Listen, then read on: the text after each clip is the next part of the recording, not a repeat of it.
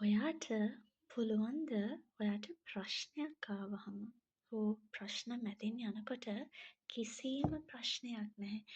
කිසිම බාධාවක් කරදරයක් නැහැ වගේ සැනසille ඉන්න. අපහසුයිනේ. මටත් ඉස්සර එහෙමයි.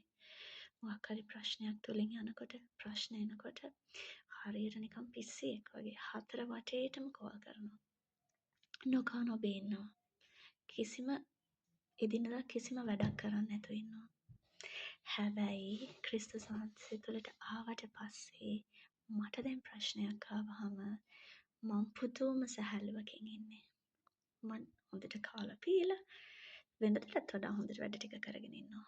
මොකද මම දන්නවා උන්වහන්සේ මාව බලා ගන්නවා. මොකද ජේසුස් වහන්සේ මගේ ස්වාමීන් වහන්සේ විදියට මම දැන් පිළි අරගෙන තියෙන නිසා. උන්වහන්සේට මගේ ජීවිතේ කැප කරලා තියෙන නිසා.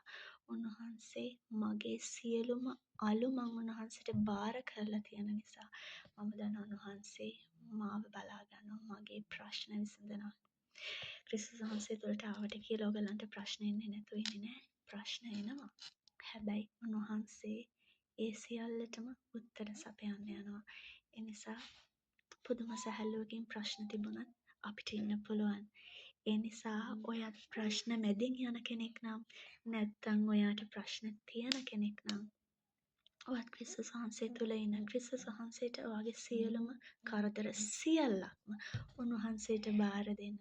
උන්වහන්සේ ඔයාව බලා ගන්න යනවා. සැහැල්ලුවෙන් ඉන්න. ජේසු ඔයාලා හැමෝටම ගොඩක් ආදරේ. ජේසු පිහිටයි.